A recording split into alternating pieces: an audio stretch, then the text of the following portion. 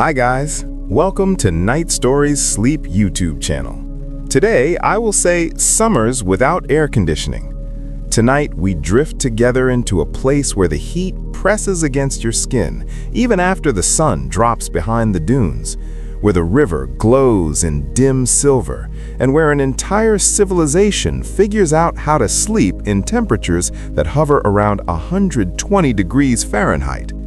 You stand on the edge of ancient Thebes, feeling grains of warm dust under your sandals and watching the shadows settle over mud brick walls. The air still feels heavy enough to chew, and you probably will not survive this without guidance from people who handled this heat thousands of years before your air-conditioned world ever existed.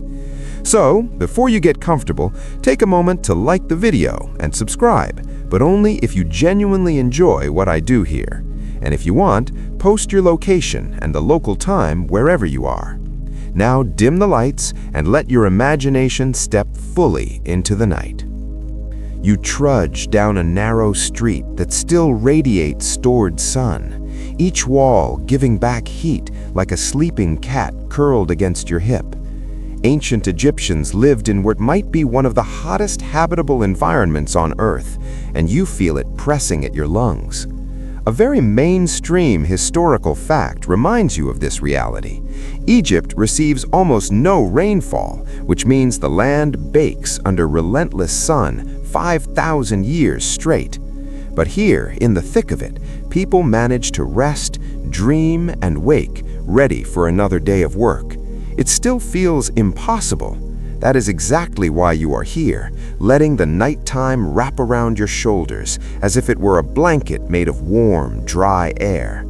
Your first steps through this world show you how heat shapes every choice you make.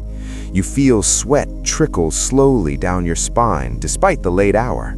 To your left, a woman closes a wooden shutter carved with simple geometric shapes.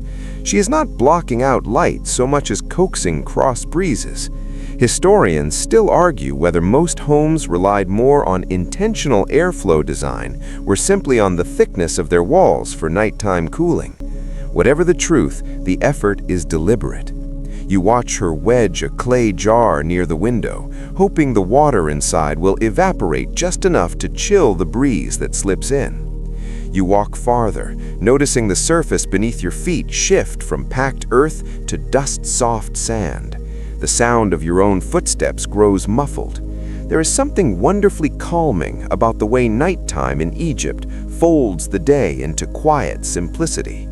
People slow down, animals settle, and the sky stretches from horizon to horizon like a bowl of crushed blue stone. You feel small but safe, as if someone has lowered a gigantic curtain of cool intention across the land.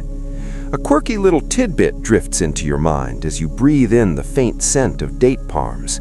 Some Egyptians reportedly used a mixture of natron and water to clean themselves before resting, thinking the mineral would help draw heat away from the body. Whether it worked or not, you can imagine the gentle grit against your skin, like a quick desert spa treatment before bedtime. You picture yourself rubbing it along your forearms, watching little clouds of dust rise in the dark. The Nile hums nearby, not loudly, but with that soft suggestion of movement that soothes your nerves. You feel the faintest hint of cooler air drifting from its direction. This is the secret everyone depends on. Even when the day scorches you like an open oven, the river always carries a whisper of relief. Children run toward it, chasing the thought of cooler breezes. Fishermen pull up the last nets of the day. You overhear cheerful conversation blending with frog calls in the reeds. For a moment, you almost forget the temperature. As you continue walking, you reach a small courtyard open to the sky where a family prepares for sleep. The courtyard floor feels warm under your feet, but not unbearable. A boy lies on a low stool made from palm ribs, letting the night air reach his back. His mother spreads a linen cloth over a mat, smoothing it with habitual precision. Linen is the hero of this world. Light, breathable, and woven from flax grown near the Nile, it saves you from heat that would otherwise swallow you whole. You brush your fingers over the edge of the cloth and feel the pleasant crispness. You settle yourself near a mud brick wall and lean back. Surprisingly, the wall no longer burns your skin. It has finally exhaled the worst of the day, allowing the night to take over. You sense that this is why these walls exist. Thick, layered, and porous, mud brick has a natural insulation effect. During the day, it absorbs heat. At night, it releases it slowly. So slowly that you can almost predict the comfortable moment when the balance tips and the coolness wins out. It becomes part of the rhythm around you. A stray cat strolls past, tail flicking with disinterest. It pauses to stare at you, as though wondering why a modern traveler stands here, blinking at the dark. You hear distant laughter from another roof, light and drifting like smoke. People often slept on their rooftops, but you will climb up there later. For now, you remain at ground level, letting the environment wrap around you in this late evening calm. You close your eyes briefly. The air vibrates with tiny textures. Insects hum beyond your reach. A potter finishes storing his tools for the night. Somewhere close by, someone fans glowing embers to keep a slow-cooking pot warm until morning. The mixture of scents, from lightly charred barley to cool river water, feels grounding. You take another deep breath and realize that Egyptians did not fight the heat. They danced with it. They adjusted their bodies, their homes, their routines to the dry atmosphere. You feel as though you can almost reach them. The cool of night has begun its slow approach, sliding over the land with deliberate patience. It is nowhere near cold, not even comfortable by your modern standards. But in this heat-choked world, even a small decrease feels like a blessing. You take another slow, easy breath. Your body adjusts. Your thoughts settle. You understand now why Egyptians shaped their evenings the way they did. It was not simply survival, it was ritual, a patient surrender to the night.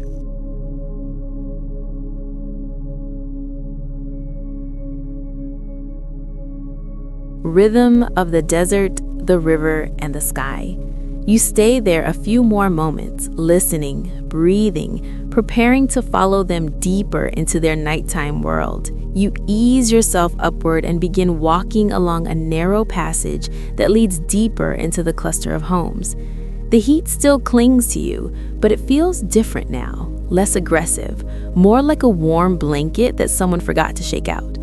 Ahead, you enter a quiet residential area where mud brick homes rest under the moonlight like gentle giants. Their thick walls glow with a faint sandy hue, each block shaped by human hands and sun-dried with patience. You trail your fingertips along one of these walls and notice how surprisingly cool it feels. Not cold, just calm. The surface has finally given up its daytime burden and began to breathe. You step back and take in the simple architecture.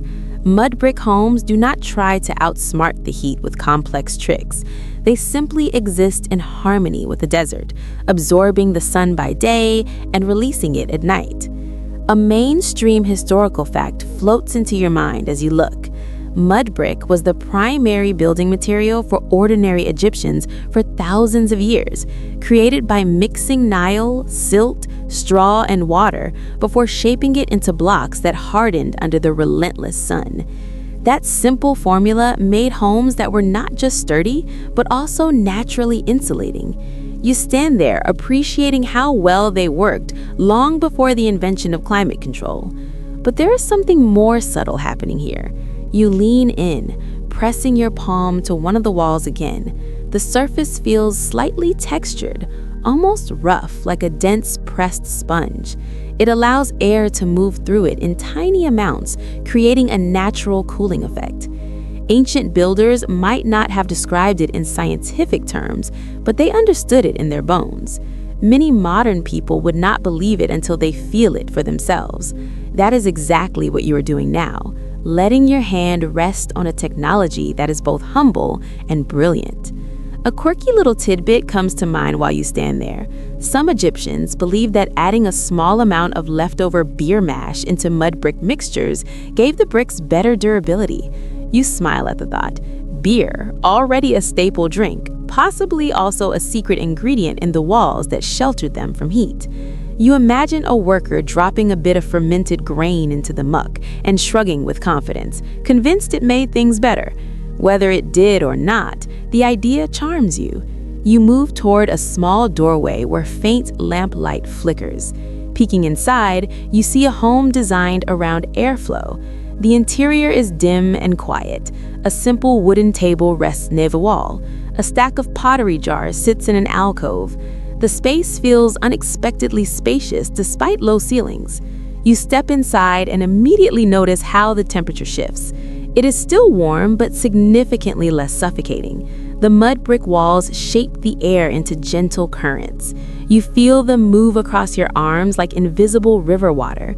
Historians still argue whether ancient Egyptian homes were intentionally engineered to maximize nighttime breezes or whether the cooling benefits of mud brick were simply a lucky byproduct of available materials. As you move deeper inside, you sense it was probably both. People here lived close to the land for so long that their design instincts were shaped by experience rather than theory. Whatever the debate, the comfort speaks for itself.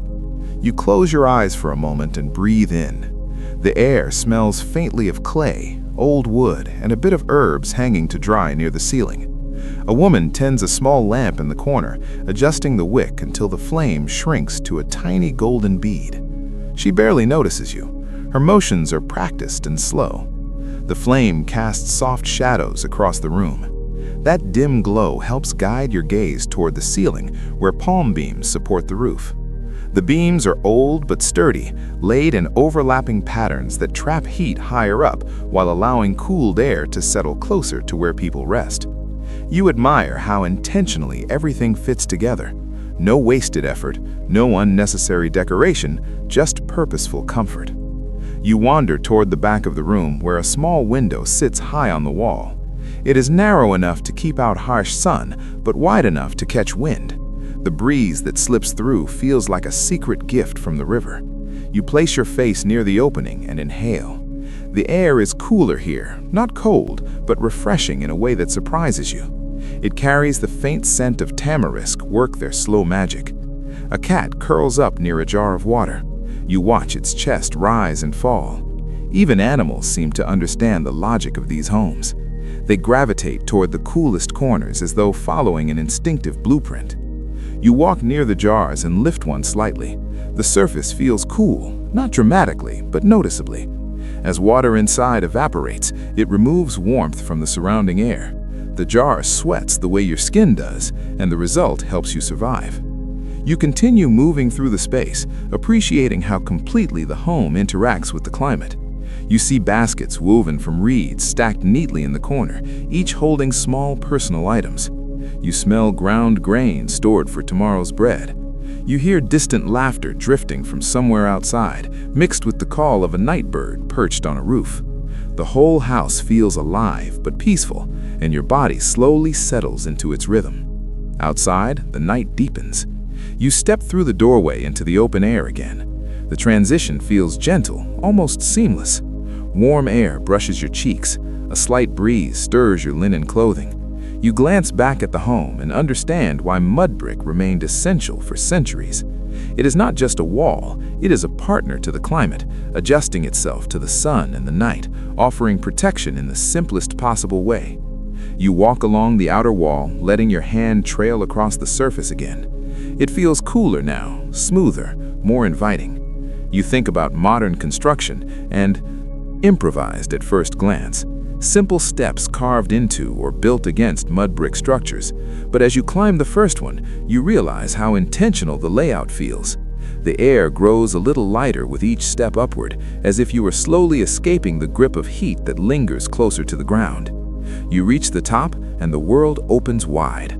A flat Egyptian rooftop at night feels like an entirely new landscape. You step onto the surface and feel the texture under your feet, a mixture of packed Rooftop floor, allowing breezes to pass underneath. Warm air rises, cooler air drifts lower. The platform takes advantage of that natural exchange. You lie down for a moment, letting your body stretch across the mat. The surface feels firm but welcoming. A light breeze sweeps across your arm. It cools your skin faster than you expect. You sigh deeply. A scholarly debate drifts into your mind as you continue resting there. Historians still argue whether rooftop sleeping was most common among poorer households who lacked inner rooms, or whether it was simply a cultural habit enjoyed across classes. The evidence goes both ways. Some homes had elaborate interior courtyards meant for heat relief. Others depended entirely on rooftops for breathable sleep. As you look across the roofs now, filled with families settling in, it becomes clear that the truth probably lived somewhere in the middle. You rise once more and wander toward another cluster of rooftops, connected by small wooden ladders. You climb down one ladder and up another, letting yourself move between homes the way neighbors might. Here you find a rooftop shaded partially by a simple structure made of palm branches tied together. The shade does not block the moonlight entirely, just softens it. The air beneath feels even cooler. You slip under the shelter and smile as the breeze becomes more concentrated in this small space. A boy sleeping nearby turns on his mat, mumbling softly. His family rests around him, each person stretched comfortably beneath the sky. You notice small clay places where families create comfort against overwhelming heat. You move again, exploring more of the rooftop world. You notice woven screens attached to parapets, adjustable enough to block wind or redirect it. You see shallow bowls filled with water, placed strategically to invite cooling evaporation. You spot a cluster of baskets filled with figs, likely set out to dry under the day's sun and now resting in the night's calm. You touch one. The skin feels leathery and warm. The scent clings to your fingers. You continue walking until you reach the last rooftop on this row. Here, the view stretches toward the Nile. You lean forward, hands on the parapet, and watch how moonlight dances on the river surface. The breeze that comes from the water feels colder, like someone pressed a chilled cloth against your skin. You understand now why many families angled their sleeping spots toward river-facing edges. Even a small shift in direction could turn a suffocating night into a bearable one. You close your eyes once more and let the rooftop air thread around you. You inhale the scents, hear the peaceful rhythm of the night, and feel the way the environment balances warmth and coolness. Everything on these rooftops has a purpose. Nothing here is decorative excess. It is function shaped by survival, turned into ritual through repetition, and made beautiful through simplicity. You settle into one quiet corner near a mat still warm from earlier sun. You lie back, arms resting at your sides, breathing the night air. You let time stretch, seconds melt. The rooftop feels like a floating island in a sea of shifting temperature. It carries both the memory of day heat and the promise of cooler hours ahead. You understand now why many Egyptians returned here nightly with the same certainty that you returned to your bed. The rooftops held them, protected them, cooled them, cradled them under a sky that always glimmered with silent company. And now, as you prepare to rise and continue deeper into the night, you carry that understanding with you. You feel Clay, woven mats, and smooth stones. The roof is open to the sky, framed only by a low parapet wall that keeps sleepy wanderers from tumbling off in the dark. Up here, the breeze finds you more easily, brushing your cheeks with a softness that feels almost intimate. It makes you close your eyes for a moment, letting the relief trickle into your muscles. You look around and notice that rooftop life is not an afterthought, but a nightly ritual. A mainstream historical fact surfaces as you glance across the rooftops. Many Egyptians, especially during the hottest months, slept outside more often than inside, because the temperature at roof level dropped faster and absorbed the night breeze more effectively. It was more than preference. For many families, this was simply the only way to survive nights that refused to cool down. The rooftop next to you holds a small family quietly preparing for rest. A father unrolls a large woven mat, tapping it gently to shake away dust. A girl arranges pottery jars at the roof's edge to let them catch the coolest possible breeze. A mother lifts a thin linen cloth, airing it out slowly before laying it across the mat. Their movements are almost ceremonial, calming in their repetition. You feel yourself growing sleepy just watching them organize the simple comfort of the night. Your eyes wander upward, tracing the endless spread of the sky. Stars sharpen in the dry atmosphere, forming brilliant patterns that seem to hover closer than they do anywhere else on Earth. The moon sits low, glowing softly, almost shy behind a veil of milky air. The entire sky feels like a dome resting gently over these rooftops, protecting everyone beneath it. You take a breath and feel the coolness of night settle deeper into your chest. The difference is subtle but real, and it makes you understand why these rooftops become sanctuaries during brutal summers. You walk slowly across the flat surface, letting the cooler wind follow you. A quirky tidbit pops into your mind while you explore. Some Egyptians believed that sleeping under the open sky allowed divine breaths to wash over the soul at night, offering protection and sometimes even lucky dreams. Whether the belief came from spiritual tradition or the simple bliss of cooler air, you do not know. But as you look up at the shimmering sky, you feel something almost sacred in the quiet. You crouch beside a small clay pot perched near the parapet. Thin lines run along its sides, and the lid is made of woven palm fibers. You lift it slightly and find that inside rests a small bundle of herbs. The scent rises gently, a blend of mint and dried lotus petals. Someone placed it here not for decoration, but to catch the breeze and scent the air around their sleeping space. You take another deep breath as the aroma wraps you in freshness. It feels soothing, like a personal nighttime ritual passed down quietly through generations. You turn toward the edge of the rooftop and look down into the street you walked earlier. From this height, everything appears gentler. The glow of small lamps flickers at the edges of narrow alleys. A couple of people wander by, their shapes elongated by shadows. The murmur of nighttime conversation slips upward in threads of sound, almost musical. The noise does not intrude, it comforts. You lean your elbows on the low parapet and let the scene wash over you, feeling your heartbeat slow in response to the calm. You take your first step toward a corner where a raised sleeping platform sits. Many families built these surfaces to lift themselves slightly off the